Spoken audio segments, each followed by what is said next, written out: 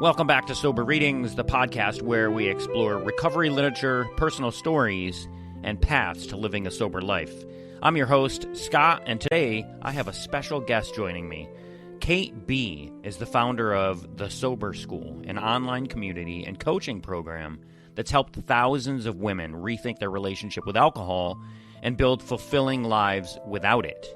Kate's own journey to sobriety led her to create The Sober School, where she shares practical tools, mindset shifts, and encouragement for anyone who's curious about living alcohol-free. Through her writing, coaching, and speaking, she's become a leading voice in the modern recovery movement. And in today's conversation, we'll talk about Kate's story, the inspiration behind The Sober School, common challenges people face when giving up alcohol, and what lasting recovery can look like in everyday life. This is a wonderful conversation with Kate B. that you are not going to want to miss. So thank you for joining me. I hope you enjoy my conversation with Kate B. Hi, Kate. Welcome to Sober Readings. Thank you so much for joining me. Thank you for having me. It's good to be here. I've read so much about you and about the Sober School, and I'm really excited to get into getting into hearing more about you and about the Sober School that you started. Thank you. So I generally start off my podcast episodes with the Serenity Prayer. Is that okay? Yeah, go for it. And feel free to join me if you'd like. God, grant us the serenity to accept the things we cannot change, courage to change the things we can, and the wisdom to know the difference. So, Kate, can we start off by you telling a little bit about yourself and maybe get into a little bit about what it was like, what happened, and what it's like now? Yeah, sure. So I have been sober for 13 years, since April 2013. And the problem with my drinking was that it never really looked like a clear problem to outsiders. And that's one of the things that kept me stuck for so long, was that I wasn't doing any of the things that I thought were signs of being a problem drinker. I still had this great job. I was turning up for work every day. I had a sort of very normal looking drinking on the outside. But increasingly, I was drinking more and more at home on my own. In fact, that was my favorite way to drink, unsupervised, unobserved, just doing my own thing. And I was drinking a lot through loneliness, through not really knowing what else to do with myself, but also kind of telling myself that this was fine. This is what people do, especially people with stressful jobs and successful lives.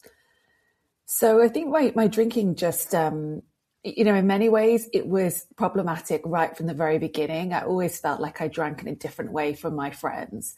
I always wanted to order another bottle for the table. I always looked forward to anything related to drinking, anything where alcohol was going to be present.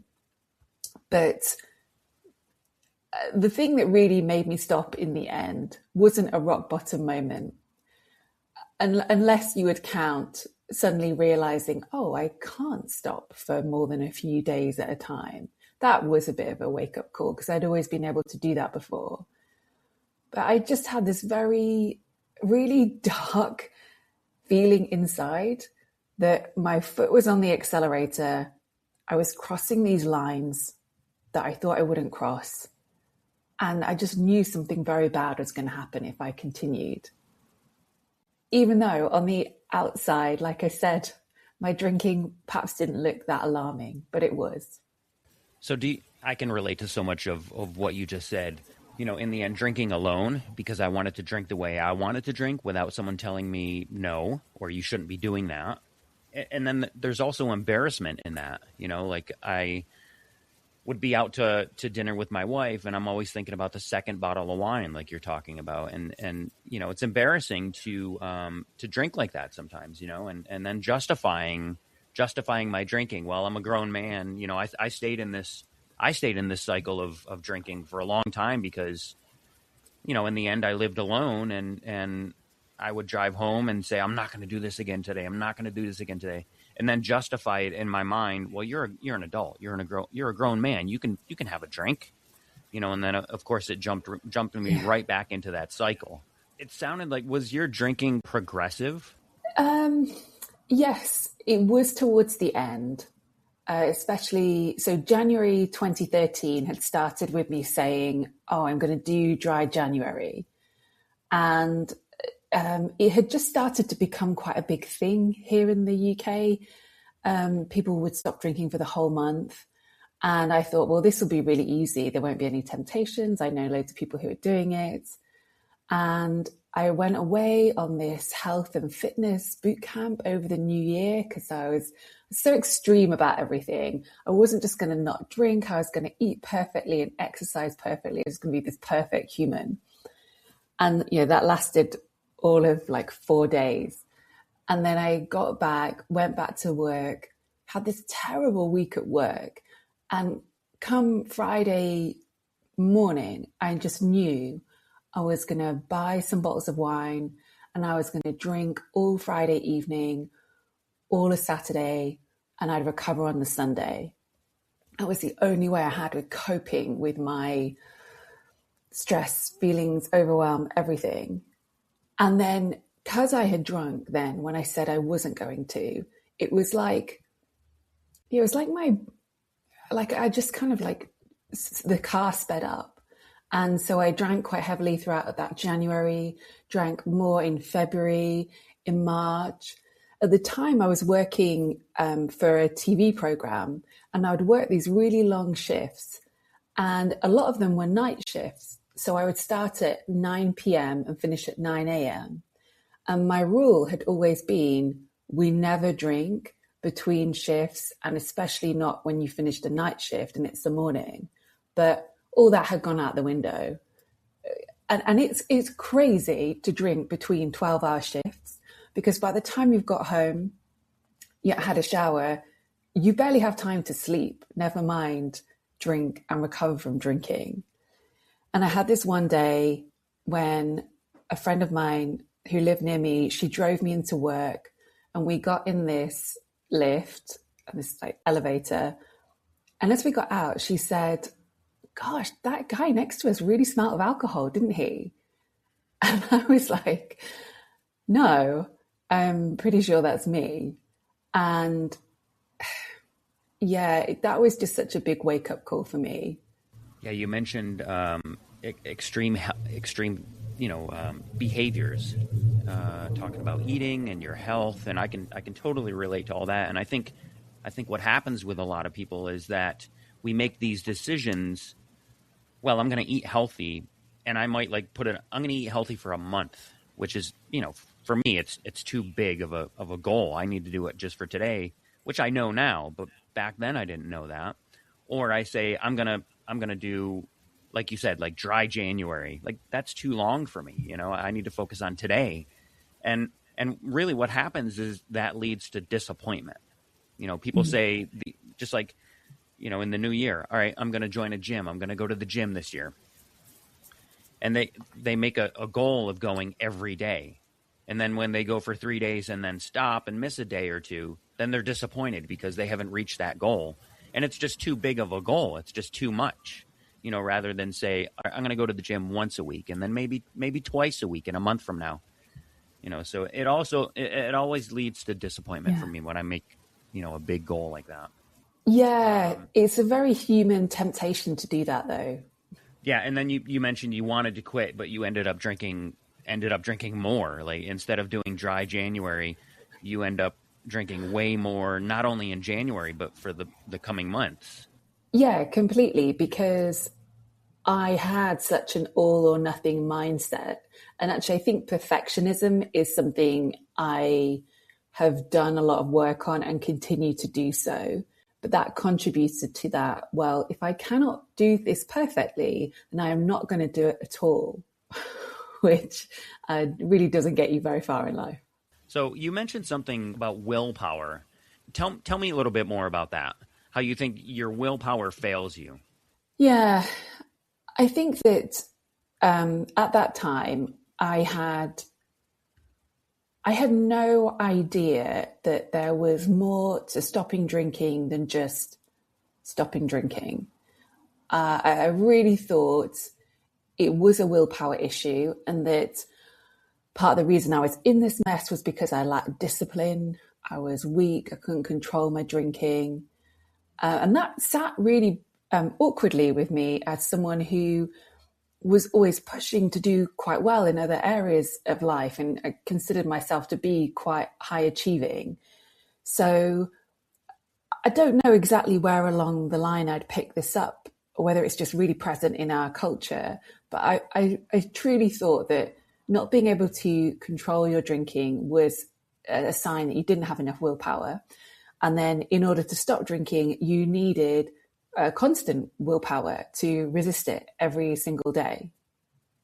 And that's part of why I would give up so readily, because I could see I didn't have that in me and it sounded really miserable. Whereas what I know now is that, yes, you do have to have will to change. And you know what? There will be some crunchy moments where you need some willpower. But ultimately, in order to build a long-term, sustainable alcohol-free lifestyle, you've got to do that deeper work. Looking at things like, well, why do I drink? Oh, I'm using it as a coping mechanism for X, Y, Z. Okay, well, we're going to have to work on finding some other ways of coping with that. I never did any of that work. I never really looked at what I was drinking to escape from, or how I was trying to use alcohol to heighten certain feelings. I never even stopped to question that. So it seemed to me that alcohol was this absolutely wonderful thing. I would romanticize it. And so it required incredible willpower not to use it.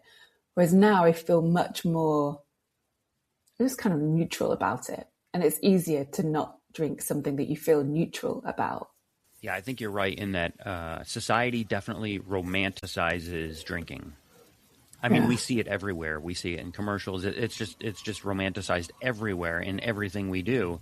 And I don't know about you, but I grew up like that. I grew up with my whole family drinking, and it was a part of everything, and it made things seemingly better. People would talk more. People would, just everything. Everything seemed better when we were drinking, and so it was normalized. And I think that's what society has done, is normalize drinking in every part of our lives. So when you mention the crunch times, which I have them, I don't know about everybody, I'll speak for myself. I have them where in my mind, I start to fade into this area of dark thoughts and, oh, a drink would make this better, and I don't want to deal with my emotions or thoughts. Do you have those now? And if you do, how do you get through them? I don't have them anymore. And I think that might be because I've been sober for so long.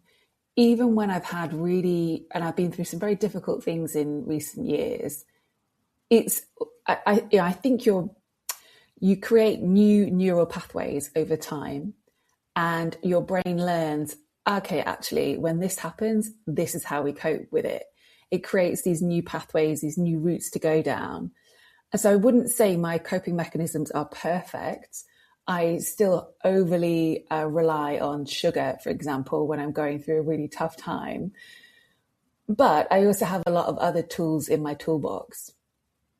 So that's where I am now. But I would say that it took a while to get there.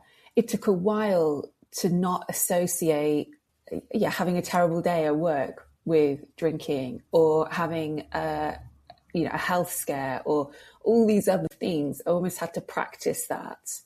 And over time, you build those sober muscles. Just like with anything, really, I think it needs practice.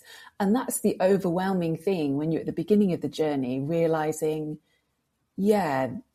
some of this stuff, it's almost skills that I've got to learn. And those skills might take a bit of time. Yeah, I totally agree with that. I think, and one of those skills is communication skills, and having the courage to actually communicate how I'm feeling, what's going on inside me to other people, Yeah. So can you tell me about now and in early sobriety for you? What was your daily routine like? What what new habits did you have to create? What did you do on a daily basis to keep you sober? Yeah. Well, it's interesting you mentioned communication there because that was a big thing for me.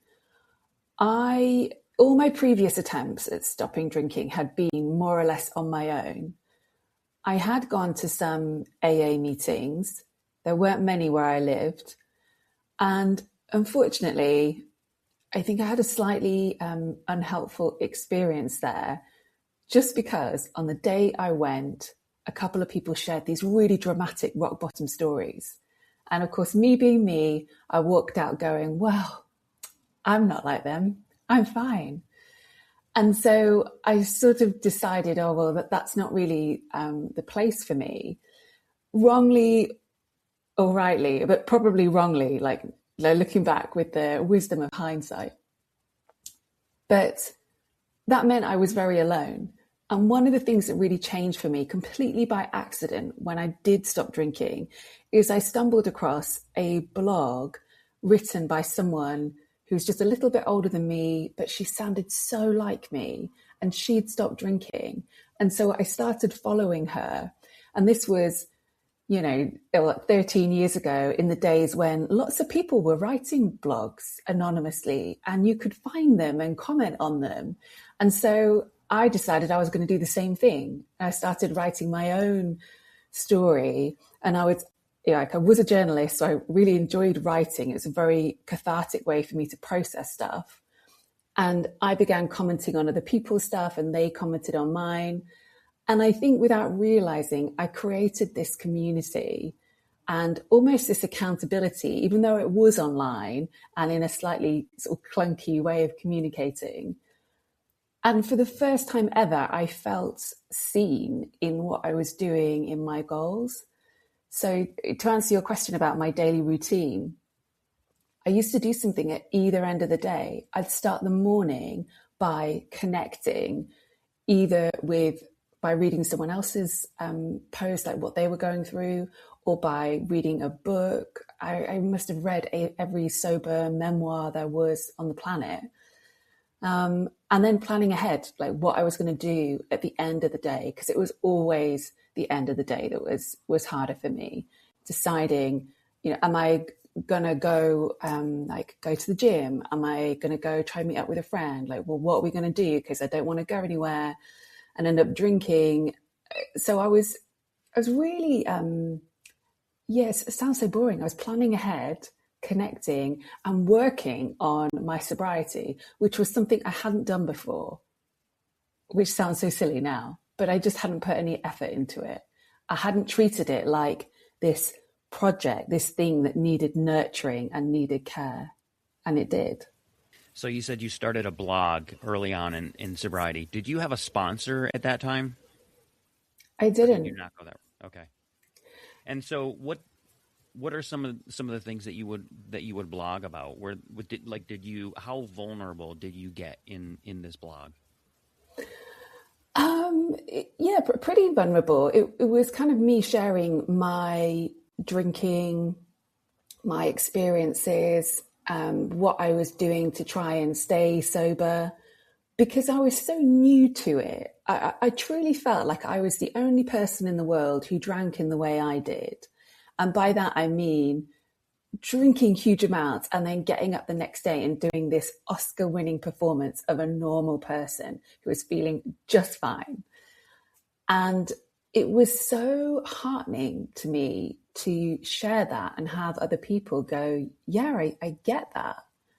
And even though I wasn't getting that in person, which probably would have been more powerful, the fact that I was getting it online, that just worked great for me at that time when I was very sort of fragile and shy, and I could hide behind the anonymity of this blog to share stuff that to me, I was so embarrassed and ashamed of, and to have that met with compassion was just very therapeutic.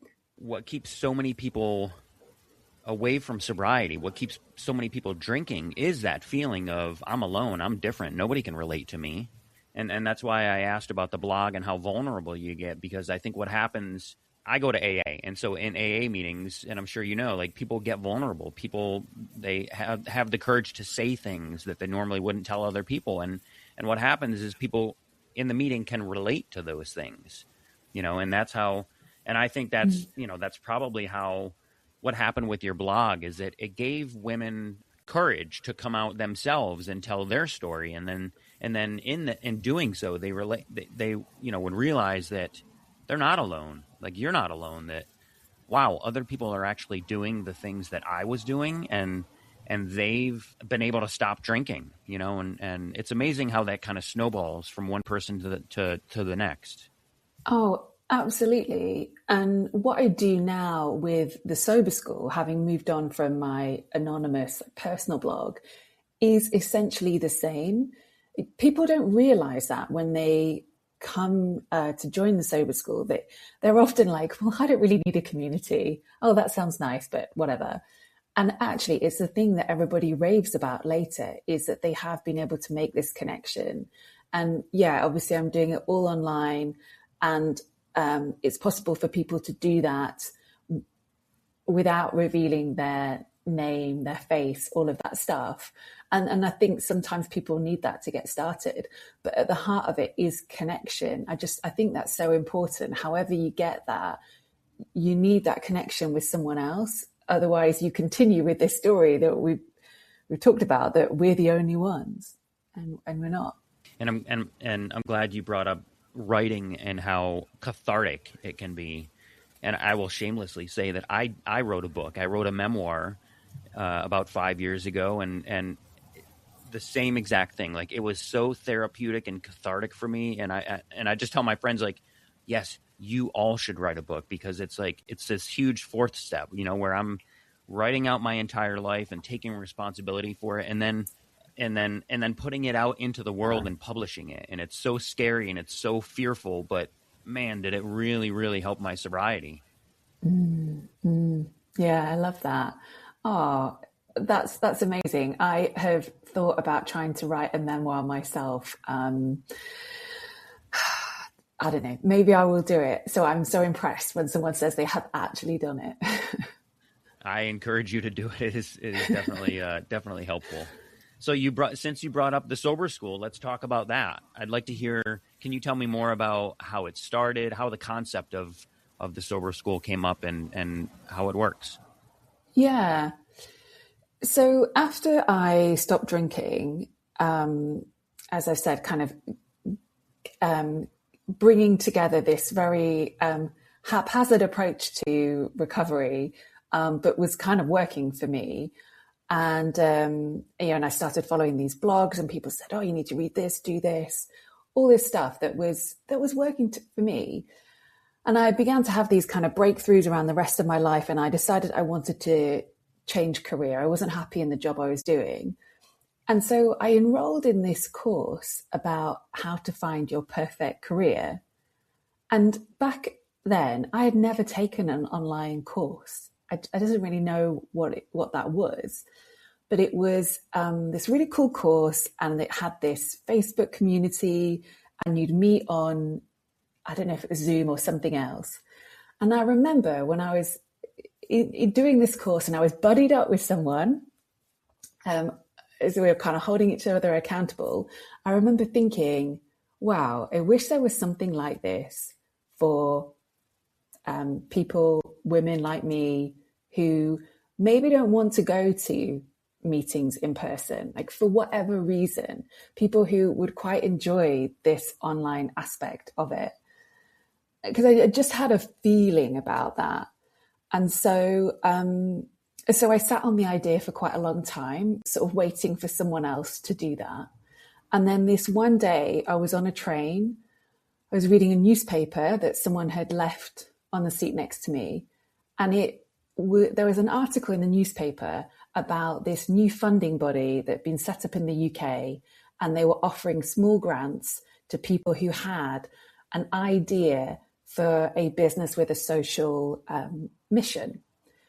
And I ripped out this article from the newspaper, went home, put in an application, and to my amazement, I went through this process and ended up winning a grant to actually make the sober school happen.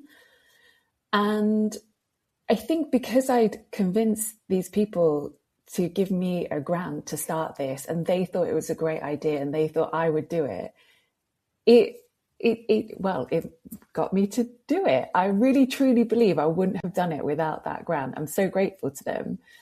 It really held me accountable.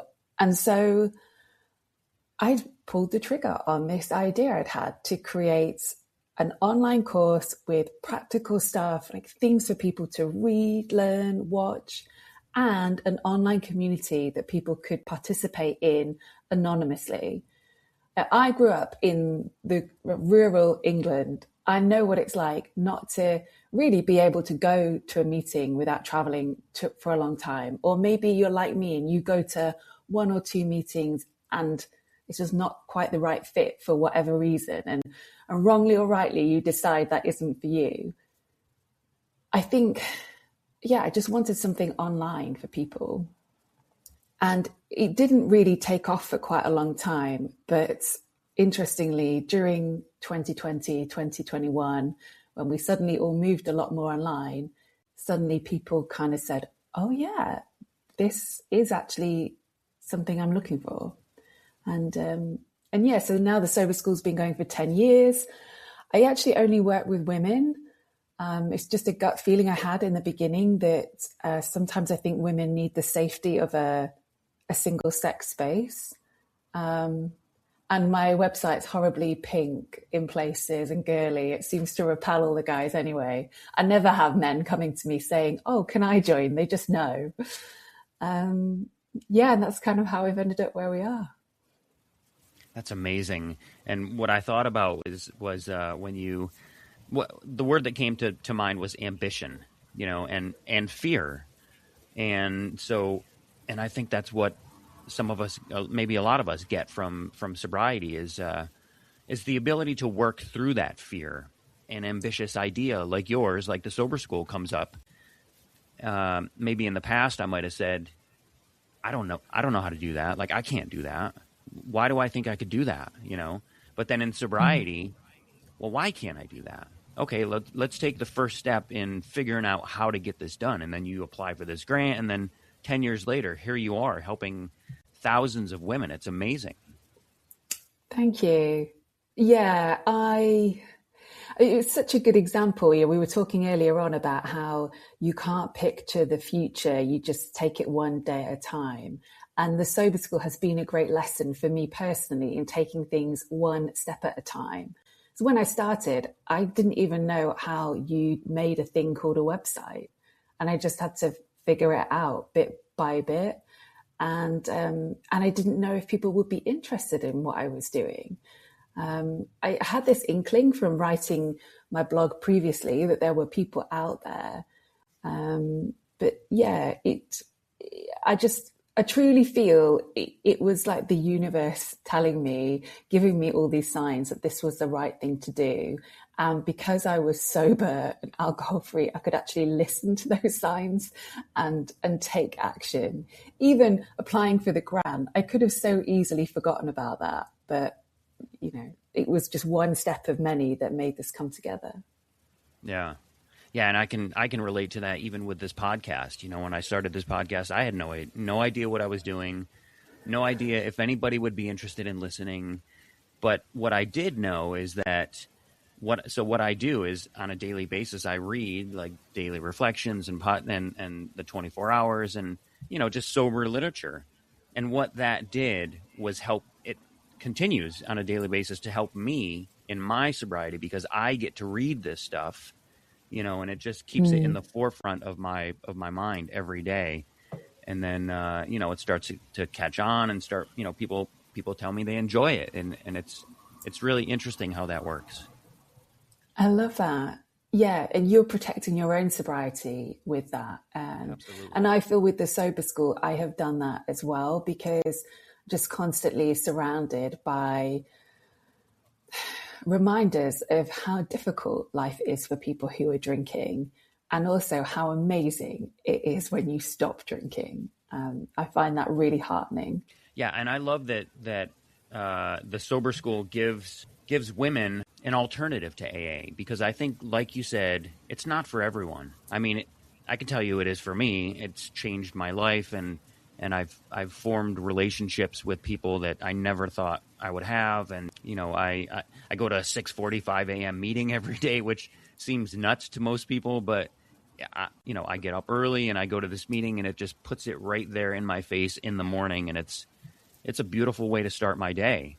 And so the Sober School, I love that it gives people an alternative, for because AA is not the only way to stay sober. Everybody's got their own path in sobriety. I just think it's really cool that there is an alternative. Yeah, thank you. And I'm really heartened to hear you say that, because I think, like you say, we're all different. It would be amazing if one approach worked for everyone. And maybe we all need a mix of different approaches at different times. And things have changed a little bit, and I'm sure you've noticed this over the years. People are having more conversations about stopping drinking. It's not such a big deal anymore. But at one point, if you, and certainly in the UK, if you didn't want to go to AA, there was really nothing apart from maybe a rehab centre, which costs thousands of pounds. So there was just nothing else out there. And I am pleased that now there are a lot more people talking about not drinking and how great it is. So much information out there now, but I think we just deserve to have more options. This is a really important thing. It's a really important part of life. If you're struggling with alcohol, you absolutely deserve to find the help and support that resonates with you specifically. It's interesting. Last night, I was speaking with a friend, and he's not an alcoholic. Him and his wife neither of them are alcoholics, and he stopped drinking 3.5 years ago, just for an experiment to test, and I've known him for that long or longer, and so he knew that I stopped drinking, and he just tested it for a month, and then 2 months, and then now here he is at 3.5 years later, and we were talking last night, and he's like, it's amazing. Like, I have no reason to go back. Just weighing the pros and cons of it. Like, there's so many negatives associated with his drinking, and he wasn't even drinking that much, but still, there's like the positives totally outweigh the negatives. I think so many people are coming to that conclusion, or perhaps society has shifted a bit, and so people are more comfortable saying, you know what, like, alcohol just doesn't work for me. It gives me a headache. Or I'm kind of similar to you. I have a friend who has stopped drinking, and I swear she only had one glass of wine anyway. But she said, you know what, when I drink this glass of wine, it interrupts my sleep. It has such a big effect on me. So why would I do that? I'm already tired from my kids. And I just thought, yeah, a few years ago, I don't think someone would have been as confident to say that. But now that's acceptable. We can do what we like. Yeah, what do you think is causing this movement? Because I know a lot of the younger generation now is kind of leaning towards not drinking. Yeah. I'd like to think that we live in a slightly more emotionally attuned society. Mental health is not as much of a big stigma.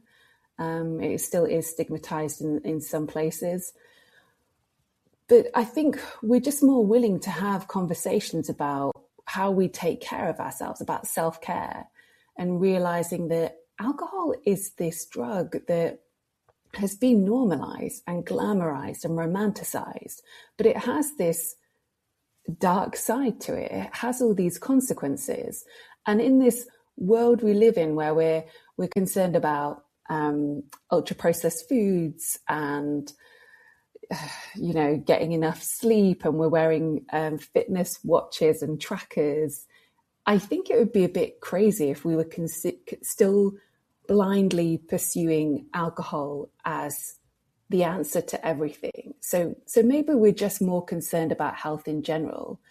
I'm not so sure. But also for the younger people, I think they are wise enough to know that everything they do is photographed now.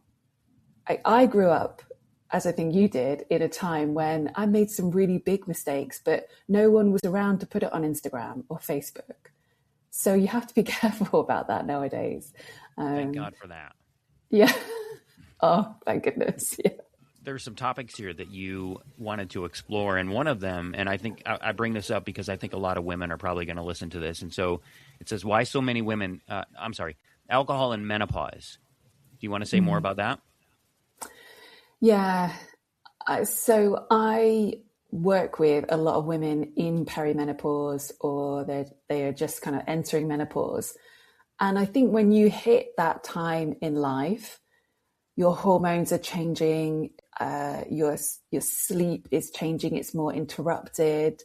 You're questioning many things about who you are and where you're kind of going in life. And alcohol can seem more appealing at that time because it seems like this quick fix, this quick sticking plaster, but it tends to have a much stronger impact, and the consequences of drinking can become a lot more severe. I work with a lot of women who say, you know, I just actually have 2 drinks now, and the next day I feel like I've been hit by a bus, or I hardly slept all night. The consequences of it are much greater. So I think it makes sense that women sometimes start drinking more in their 40s, 50s. They probably got other stresses like a much more responsible job, maybe teenage kids, aging parents. We can see the appeal of it, and yet the consequences of it become a lot more severe as well. And I think I'm certainly hearing a lot more conversations about stopping drinking in the context of menopause because it does have such a big impact on women. So I think that's great to see. We're not just talking about, masking over it, pushing on through. People are really questioning how they look after their health at that time in life. Yeah, and although I can't relate to menopause, I can certainly relate to the relief, especially at night, that a glass of wine would bring.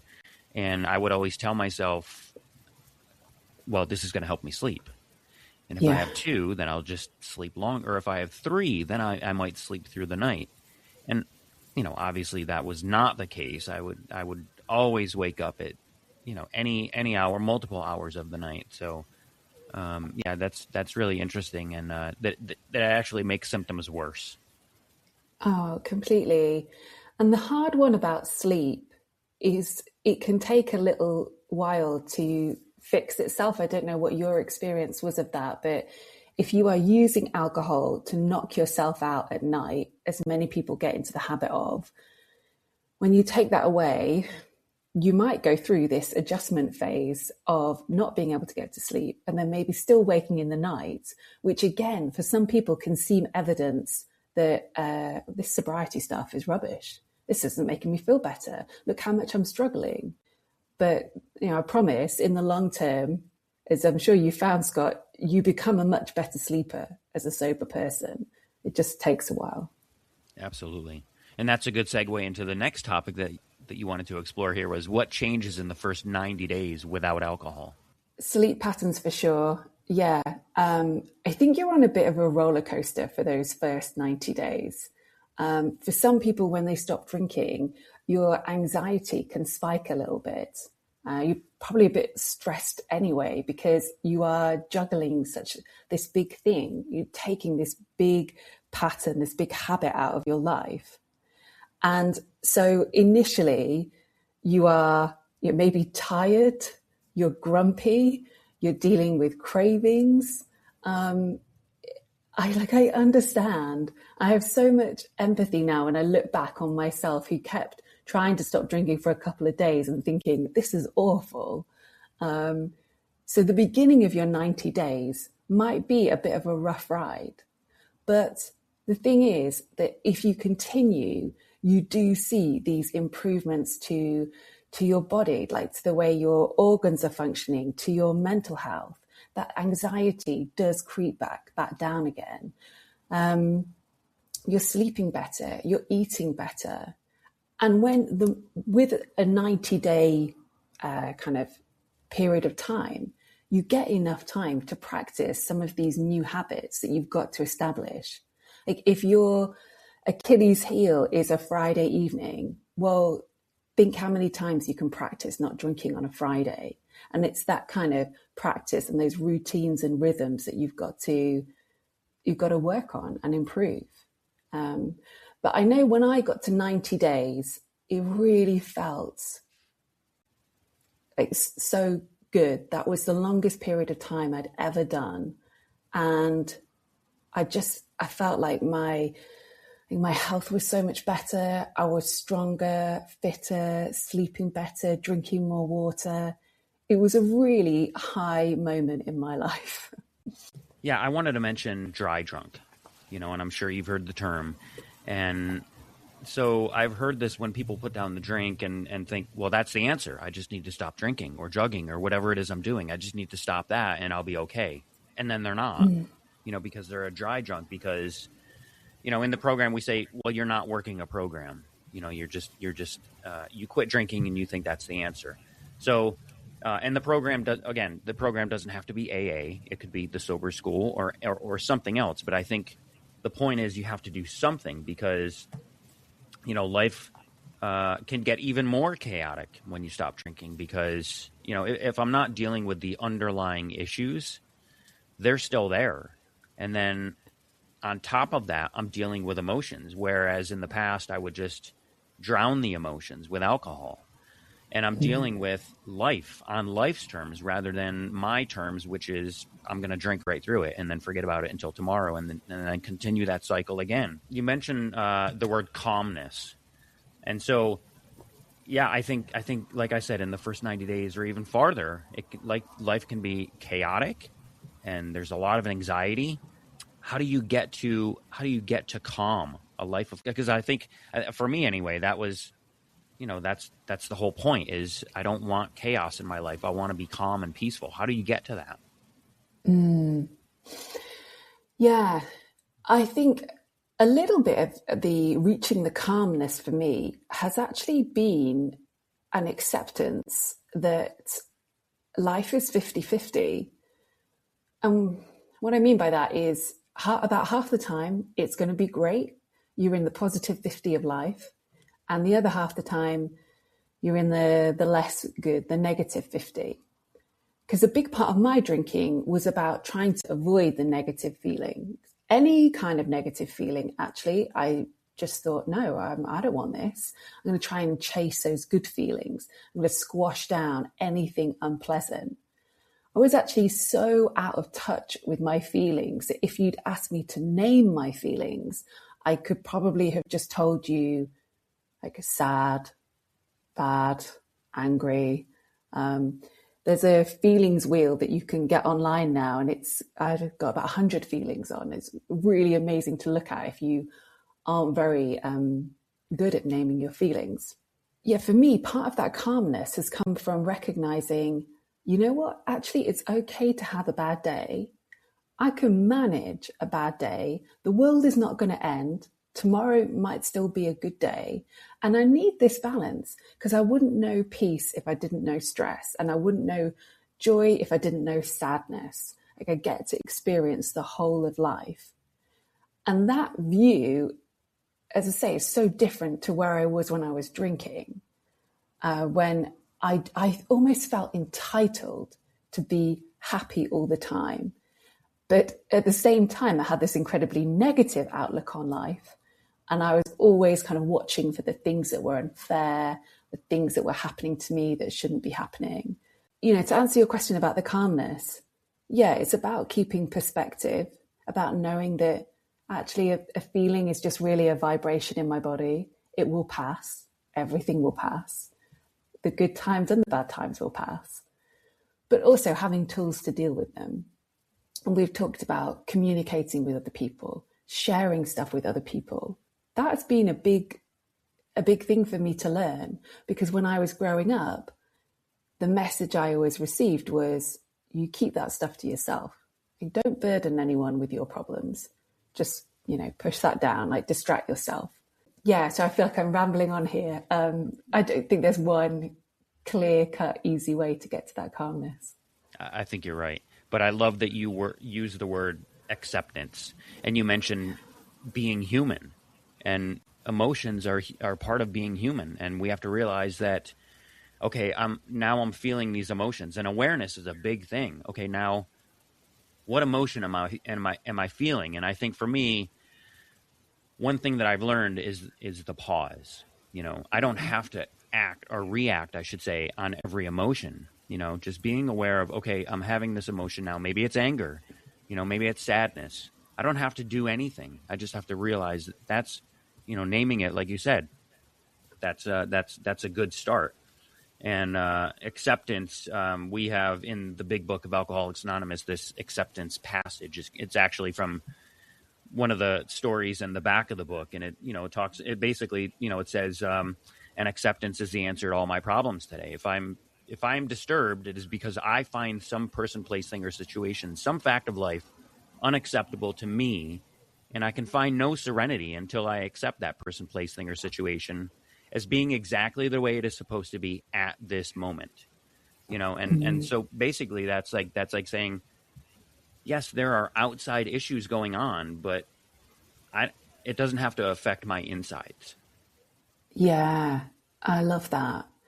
Yes, and I think just also in knowing that you do have a choice in how you respond to things. So you have your circumstances, the things that are happening that perhaps aren't within your control, but the things you can control are how you respond to it. And I don't always get it right first time, but nowadays I do try and think, okay, well, how can I control the controllables? And a lot of that is to do with my mindset, how I view things.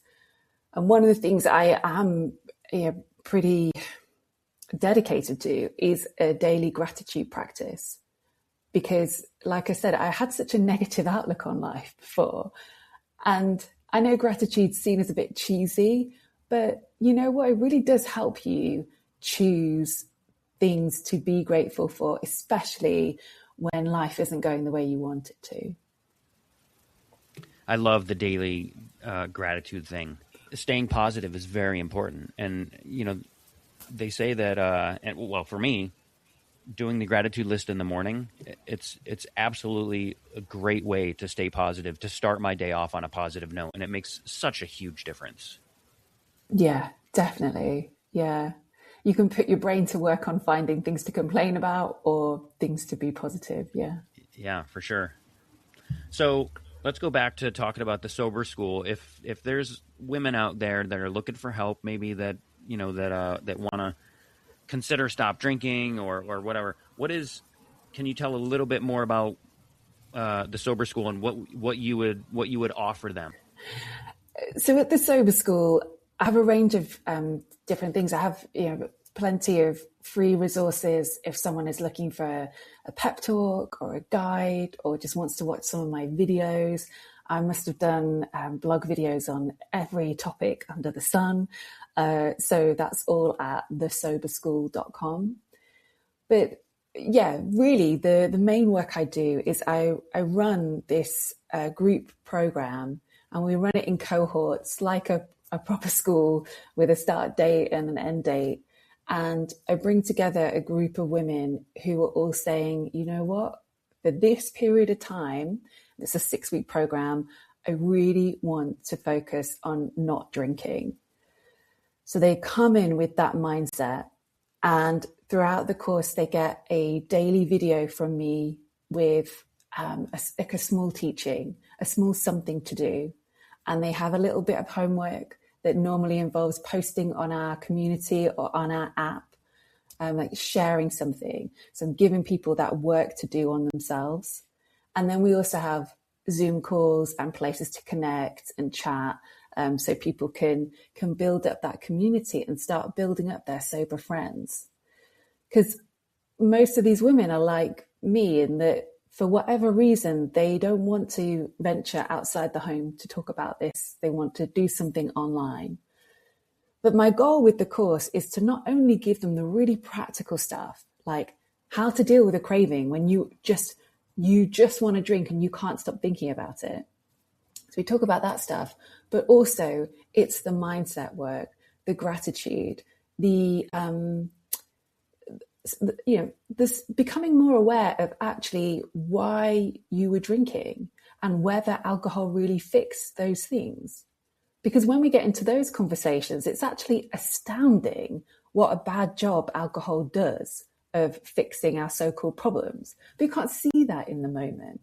So there's a lot of that. And the course is really based on cognitive behavioral therapy and coaching techniques, just very much with the goal of helping someone come to their own conclusion about what they want to do going forward. I also have a sort of support system beyond that for people who want to keep going.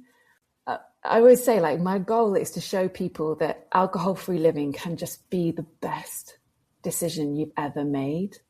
Because I was so fearful. I really thought that I was stepping into this life of deprivation and misery, and this was going to be my punishment for not being a normal drinker. And my life doesn't feel like that now. And I would just like more people to know that.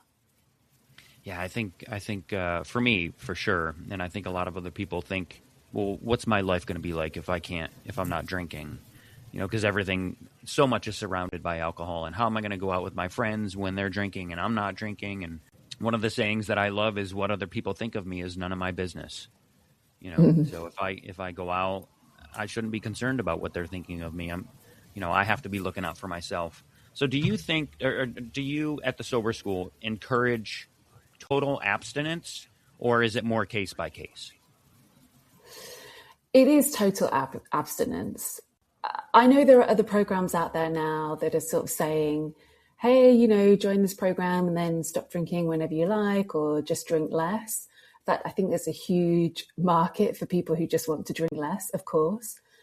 But in my experience, I cannot coach someone who is still using alcohol. They're just not as available for change. So no, but obviously if I'm working with someone and they're struggling and they are still drinking, I'm absolutely going to help them. But the goal is to come to the Sober School, stop drinking, and stack up those days so that you can get past the difficult beginning bit and onto the good stuff. Because, for example, I frequently work with women who stop drinking on a Monday and then they start drinking again on a Thursday. So every week they just go through that cycle. They can stop for a very short time, but they're just clinging on. They are the dry drunk for a few days, and then they drink all weekend. And so they're not really doing any of the deeper stuff that we've talked about to actually address why they drink. And I think that comes with time.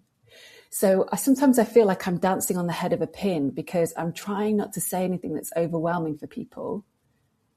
And yet I also know that truly you want to stack those days together, because that's when you can do the work that makes us all feel better and more doable. But in the beginning, you don't want to hear that.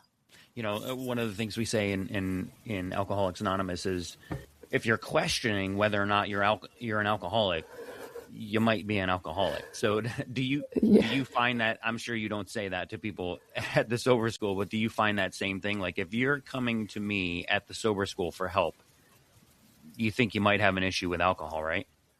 Yeah, exactly. I think I've got an article on my website that's called 31 signs you might have a problem with alcohol.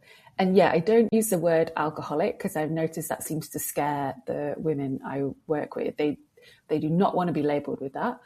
But yeah, the last point on those kind of articles is always, if you find yourself reading an article like this, that probably tells you everything you need to know, because people who have great relationships with alcohol are not Googling for help in the middle of the night. They're not reading stuff like this. This is your sign. Yeah. So we're just about out of time. We've covered a lot of ground here. Is there anything that we missed that you'd like to talk about before we close? I think we've covered so much. Yeah, I think the final thing I would say is just that you can stop drinking without it feeling like a death sentence.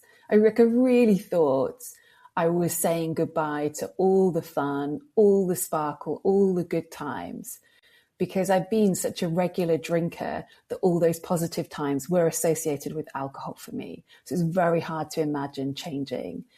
And there's just one message I could pass on to people. It's that you're actually going to build a better life without alcohol. You might not believe me right now, but it's true. And yeah, if you're questioning whether you should stop drinking, then yes, at the very least, why not stop for a good long chunk of time and see? You might just be amazed what happens. Don't leave before the miracle happens. Yeah. or as we say, I came for my drinking and I stayed for my thinking. Which, we have all I love that. Yeah, we have all these corny sayings, but they are so true. Like, I don't go to meetings anymore because I'm afraid I'm going to drink today. I go because it helps me with my thinking, with my thought process, with creating new thought patterns. And that's what really keeps me sober for today. I love that. Kate, thank you so much. This has been an amazing conversation. And thank you for what you do with the Sober School. You help thousands of women, and it's such a great alternative to Alcoholics Anonymous, to any other sober program. So thank you for what you do. No, thank you. Thank you so much for letting me share about it. And there you have it, my conversation with Kate B. from the Sober School. If you're interested in contacting Kate about the Sober School, you can go to her website, thesoberschool.com, or you could send her an email at support@thesoberschool.com. And so that's it for today's episode of Sober Readings. I really hope you enjoyed that conversation as much as I did. If you'd like to drop $1 in the virtual donation basket for today's readings, just go to my website, soberreadings.com, and click the donate button. So again, thank you so much for listening today. Stay sober, keep reading, and I'll catch you in the next episode. Until then, take care of yourselves and each other, and remember, just for today, don't drink, go to a meeting, and keep coming back. Have a great day, and as my friend Larry says, best day ever.